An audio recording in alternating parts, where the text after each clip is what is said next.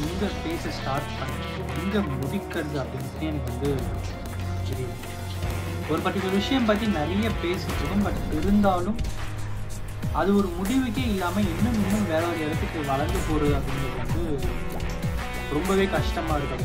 அப்படின்னு எவ்வளோ பேர் எஃபர்ட்ஸ் போட்டுருக்கோம். பட் இருந்தாலும் ஸ்டாப் பண்ணுறோம் போது அது இன்னும் ஃபோர்ஸாக வளர்ந்து வருது அப்படிங்கிறது வந்து இட்ஸ் ஹைலி அக்செப்டபிள். அண்ட் எல்லாத்துக்கும் மேலே தெரியுது. வாங்க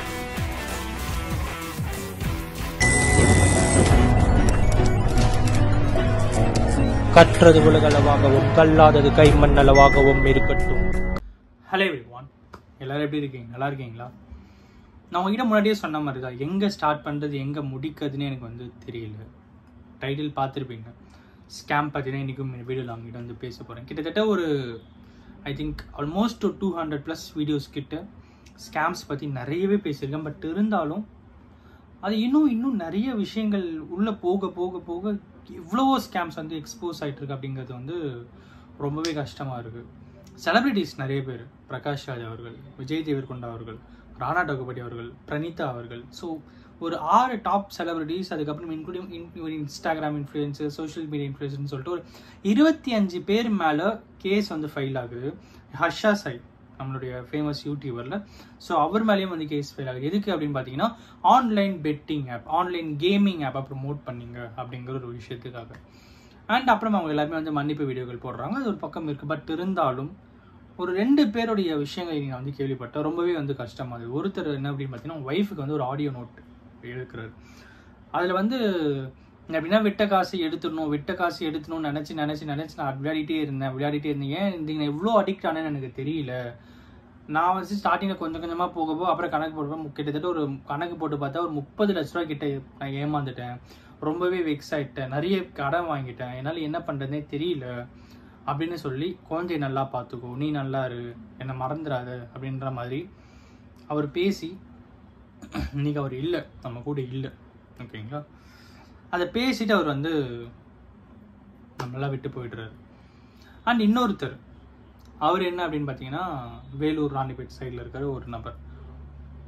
அவரும் வந்து கிட்டத்தட்ட ஒரு 8 லட்ச ரூபா ஒரு சோஷியல் மீடியா இன்ஃப்ளூயன்சர் வந்து ஒரு கேமிங் ஆப் ப்ரமோட் பண்ணாங்கன்றதுக்காக அதை நம்பி அவருடைய ஓன் ஃபண்டை போட்டு ஒரு 8 லட்ச ரூபா கடனில் லாக் ஆகிட்டு மாதம் பாவம் 18,000 ரூபா சம்பளத்துக்கு வேலைக்கு போயிட்டு இருக்கிற ஒருத்தர், இஎம்ஐ கட்ட முடியாமல், வீட்டு எக்ஸ்பென்சஸ் ஒரு பக்கம், அவருடைய ஆஃபீஸ் கம்பெனி ஒர்க் ஒரு பக்கம்னு சொல்லிட்டு ஏகப்பட்ட கமிட்மெண்ட்ஸில் மாதம் 18,000 சம்பளத்தை வாங்கிட்டு அந்த மனுஷன் பாவம் அந்த குடும்பத்தை வந்து நடத்திட்டு இருக்காரு.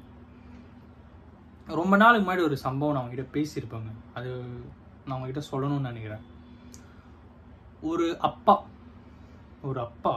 எப்போ அப்படிங்கிறது ஆல்மோஸ்ட் ஒரு 1 இயர் முன்னாடி, 1 இயர் ப்ளஸ் தான் முன்னாடி, ஒரு அப்பா ஒருத்தர் என்ன பண்ணுறாருன்னு பார்த்தீங்கன்னா, அவங்க மனைவிக்கு வந்து டெலிவரி ஆகுது, ஒரு குழந்தை பிறகுது. அந்த குழந்தை வந்து இறந்துடுது. அந்த குழந்தை இறந்த அப்புறம் அந்த குழந்தைக்கு செய்ய வேண்டிய இறுதி சடங்கு கூட அவர்கிட்ட வந்து காசு இல்லை. அந்த நேரத்தில் குழந்தைய போஸ்ட்மார்ட்டம்லாம் பண்ணாமல் குழந்தைய வந்து கொடுக்குறாங்க.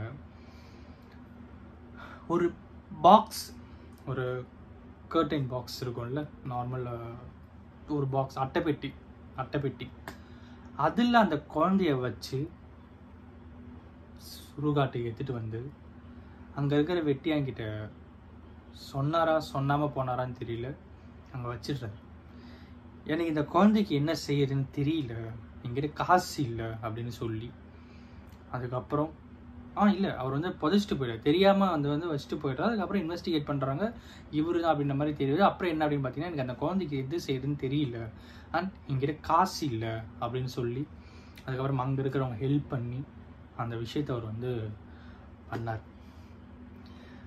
அது நடந்து ஒரு 1.5 வருஷம் இருக்கும். இன்னும் அது மைண்டில் இருந்துகிட்டே இருக்குது. எதனால அப்படின்னு பார்த்தீங்கன்னா, ₹1 சம்பாதிக்கிறதுக்கு இங்கே எவ்வளவோ கஷ்டப்பட்டுருக்கோம். எல்லாத்துக்கும் மத்தியில் இந்த கேமிங் ஆப்பு, இந்த entertainment app, betting app, scams, online scam, offline scam, எவ்வளோ ஸ்கேம்ஸுங்க. ஆன்லைனில் பார்த்தீங்கன்னா பேங்கிங் டிரான்சாக்ஷனில் ஸ்கேமு, ஓடிபியில் ஸ்கேமு, ஸ்கேம் ஸ்கேம் ஸ்கேம், அவ்வளோ ஸ்கேமை இன்னைக்கு நான் ரொம்பவே வந்து ஒரு மாதிரி எமோஷ்னல் ஆகிறேன். Try to control myself. But over the period of டைமில் ஸ்கேம்ஸ் போலீஸ் டிபார்ட்மெண்ட்டை சொல்லி ஒரு குத்தமும் இல்லைங்க. அவங்க அவ்வளோ ப்ராப்பராக ஒர்க் பண்ணிகிட்டு இருக்காங்க. செலிப்ரிட்டிஸ்ன்னு கூட பார்க்காம கேஸ் போட்டிருக்காங்க. கிட்டத்தட்ட ஒரு 2400 அக்கௌண்ட்ஸ் கிட்ட ஃப்ரீஸ் பண்ணியிருக்காங்க. கேமிங் ஆப்போடைய அக்கௌண்ட்ஸை மட்டும் சொல்கிறேன், அவ்வளோ அக்கௌண்ட்ஸை ஃப்ரீஸ் பண்ணியிருக்காங்க. கிட்டத்தட்ட ஒரு 126 கோடி ரூபாய் கேமிங் ஆப் மூலியமாக ஸ்கேம் நடந்த இதில் 126 கோடியை வந்து ஃப்ரீஸ் பண்ணியிருக்காங்க. அவங்களும் எவ்வளோ தாங்க பண்ணுவாங்க? அவங்ககிட்ட இருக்கிற ஃபோர்ஸை வச்சு எவ்வளவோ புஷ் பண்ணி அதை கண்ட்ரோல் பண்ணணும் தான் இன்னைக்கு வரைக்கும் அவங்க உழைச்சிட்டு இருக்காங்க. நாளைக்கும் உழைக்க போகிறாங்க. ஆனால் நம்ம என்ன பண்ணிட்டு இருக்கோம்? நாம இங்கே சொல்கிறது யாரும் பார்த்தா சோஷியல் மீடியா இன்ஃப்ளூயன்சஸ். உங்களை நம்பி ஒருத்தர் உங்களை சப்ஸ்கிரைப் பண்ணுறாங்க, ஃபாலோ பண்ணுறாங்க. அவங்களுக்கு நியாயமாக இருக்கணும் அப்படின்னு சொல்லிட்டு உங்களுக்கு கொஞ்சம் கூட தோணலையா? நான் உங்ககிட்ட கெஞ்சி கேட்டுக்கிறேன். எவன் செத்தா எனக்கு என்ன, எவன் குடும்பம் எப்படி போனால் எனக்கு என்ன, எனக்கு காசு வருது, நான் ப்ரமோட் பண்ணுறேன் அப்படின்ட்டு இருந்தீங்கன்னா, உங்களை விட ஒரு மனசாட்சியே இல்லாத ஒரு நம்பிக்கை துரோகம் செய்கிற ஒருத்தரை யாராலையும் பார்க்க முடியாது. நான் வந்து இவங்க பண்ணுறாங்க அவங்க பண்ணுறாங்கலாம் நான் பாயிண்ட் அவுட் பண்ணிலாம் சொல்ல விரும்பலை. எனக்கு தெரியும் யார் யார் பண்ணுறாங்க அப்படின்ட்டு. நம்ம வந்து தம்ப்நெயில் போட்டோ இல்லைனா வீடியோ ஆட் பண்ணி பிக் போட்டு அதில் வந்து இவங்க பண்ணுறாங்க நீங்களாம் மாறுங்கன்ட்டு நான் சொல்ல விரும்பலை. ஏன்னா அவங்க மட்டும்தான் பண்ணுறாங்ககிட்டே இல்லை, அதையும் தாண்டி நிறைய பேர் பண்ணிட்டு இருக்காங்க.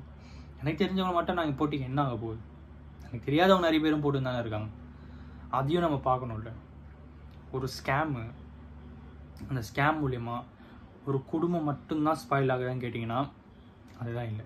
அந்த குடும்பமும் போய் அடுத்த தலைமுறையும் சஃபர் ஆகிற அளவுக்கு இன்றைக்கி ஸ்கேம்ஸ் வந்து நடந்துட்டுருக்கு. முன்னாடி பரவாயில்ல, ஒரு 10,000 20,000 40,000 அக்கௌண்ட்டில் இருக்கிற அமௌண்ட்டு போகும், அதுக்கப்புறம் அவங்ககிட்ட சம்பாரிச்சுவாங்க, போய்ப்பாங்க வந்துப்பாங்க. ஆனால் இன்றைக்கி கடன் வாங்கி கேமிங் ஆப்பில் பிட் பண்ணுறாங்க, கடன் வாங்கி எல்லா விஷயத்தையும் பண்ணுறாங்க.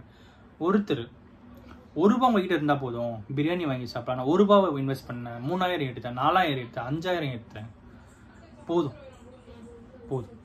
தயவு செஞ்சு நிறுத்திக்கோங்க.